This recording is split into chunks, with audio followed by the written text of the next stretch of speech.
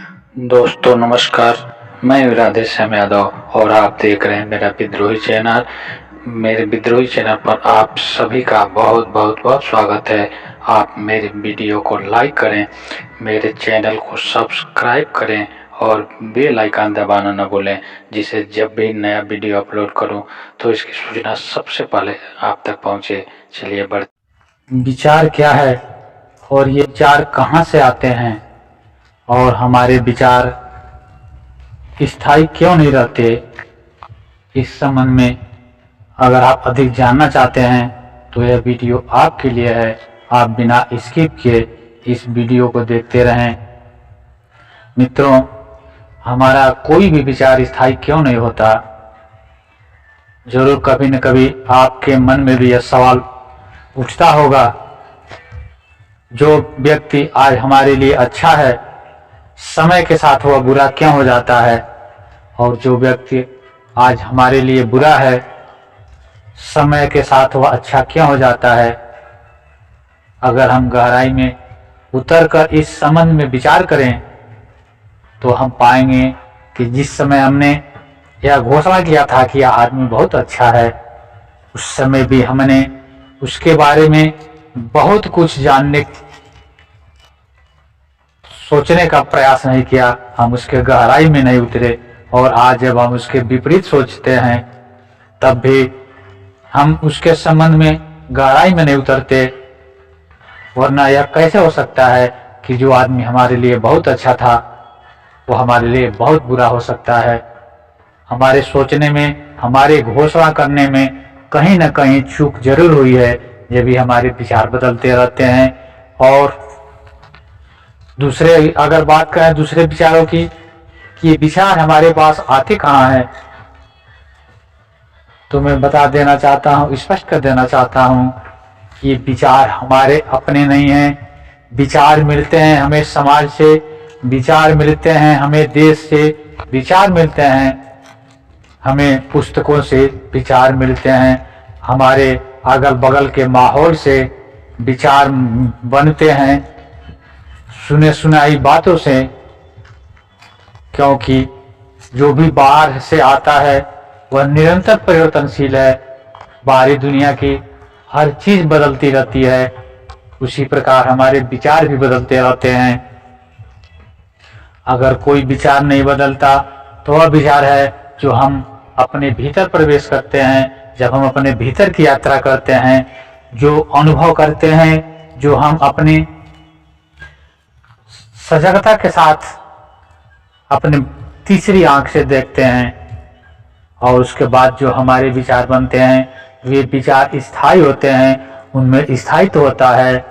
लेकिन बाहरी दुनिया में जो कुछ भी हम देखते हैं, जो कुछ भी सोचते हैं और जो भी हम धारणा बनाते हैं, वह धारणा इसलिए टूट जाती है, वह विचार इसलिए मिट जाते हैं कि वे सारे परिवर्तनशील चीजों के प्रति है, परिवर्तनशील कार्यों के प्रति हमारे विचार बनते और बिगड़ते हैं। और जो चीज निरंतर परिवर्तनशील है उसमें हम स्थायित्व ला ही नहीं सकते। हमारे विचार इसीलिए स्थायी नहीं होते, क्योंकि अगर हम किसी पौधे की बात करें तो एक समय होता है जब वो बीज होता है जिसको हम जमीन में दबाते हैं। उस समय की व्याख्या करें तो वह मात्र एक बीज है, लेकिन कुछ समय गुजरता है और उसमें अंकुरण होता है, फिर उससे एक छोटा सा नन्हा सा पौधा बनता है।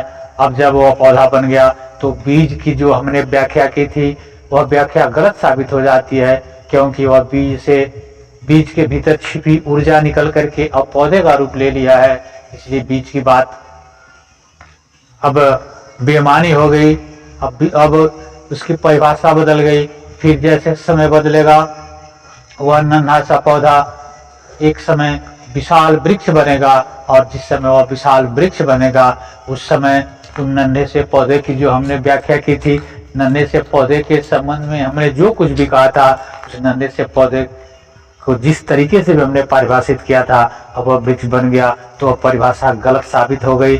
ठीक थोड़ा और समय बदलेगा और वह वृक्ष बूढ़ा होगा, सूखेगा, और जब सूख गया, जब उसके सारे पत्ते झड़ गए जब वह वृक्ष सूख करके मृत प्राय हो गया, फिर उस बीज की व्याख्या, उस नन्हे से पौधे की व्याख्या और उस विशाल वृक्ष की व्याख्या, सारी व्याख्याएं गलत साबित हो गई। ठीक उसी प्रकार हमारे भी जो विचार बनते हैं, वह विचार समय के हिसाब से बनते हैं। हमें यह लगता है कि हमारी यह परिभाषा सही है, हमारे ये विचार सही है और सही भी होते हैं, लेकिन उस समय के लिए होते हैं जिस समय पर हम इसके संबंध में विचार करते हैं, जो हम विचार बनाते हैं। लेकिन जैसे जैसे समय गुजरता जाता है, उस व्यक्ति में, उस वस्तु में या उस व्यवहार में परिवर्तन आता जाता है, फिर हमारे विचार बदलते जाते हैं। बदलना स्वाभाविक भी है, क्योंकि इसका रूप बदल रहा है, उसकी धारणा बदल रही है, तो हमारा विचार बदलना भी स्वाभाविक है। यही कारण है कि किसी संबंध में किया गया, किसी भी संबंध में दी गई व्याख्या हर परिस्थितियों में लागू नहीं होती है, क्योंकि कहा जाता है कि एक ही परिभाषा सभी परिस्थितियों में लागू नहीं होती। परिस्थितियों के अनुसार उसको परिभाषित करना जरूरी होता है।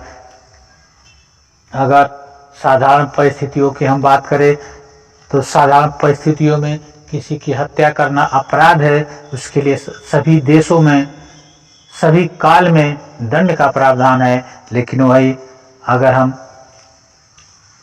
विचार करें किसी युद्ध की स्थिति में, तो एक देश जब दूसरे देश पर आक्रमण करता है, दो देश की सेनाओं में आमने सामने युद्ध होता है, तो उन परिस्थितियों में एक दूसरे को मारना कोई कानूनी अपराध नहीं है और उसके लिए किसी सजा का प्रावधान नहीं है।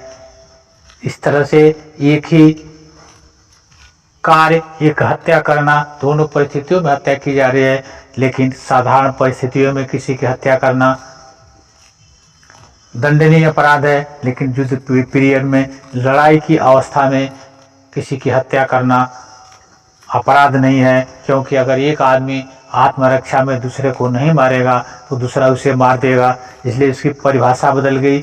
इस तरह से एक ही परिभाषा सभी परिस्थितियों में लागू नहीं होती। उसी प्रकार हमारे जो भी विचार बनते हैं, वो विचार सभी परिस्थितियों में सत्य साबित नहीं होते, और यह विचार की तरंगे हमारी अपनी होती भी नहीं है। ये तरंगे तो इस प्रकृति से आती हैं। हमारे मस्तिष्क का एक बहुत ही छोटा सा भाग सक्रिय है। हमारा मस्तिष्क तो बहुत व्यापक है।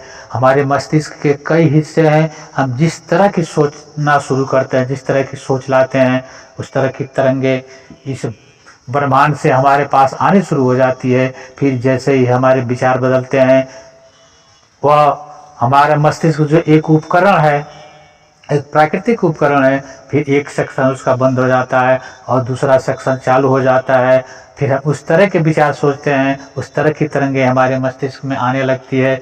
हमारा मस्तिष्क एक बहुत बड़ा चुंबक है, हमारा मस्तिष्क एक बहुत बड़ा मैग्नेट है। हम जिस तरह का विचार सोचते हैं, उस तरह की तरंगे हमारा मस्तिष्क एब्जॉर्ब करना शुरू करता है, और इसीलिए हमारे विचार बदलते रहते हैं। मित्रों, अगर यह वीडियो आपको अच्छी लगे तो आप मेरे इस वीडियो को लाइक करें, मेरे विद्रोही चैनल को सब्सक्राइब करें, और ऐसे ही वीडियो देखने के लिए आप बने रहें मेरे विद्रोही चैनल पर। मिलते हैं अगले वीडियो में एक नए विषय के साथ। तब तक के लिए नमस्कार, जय हिंद, जय भारत, वंदे मातरम।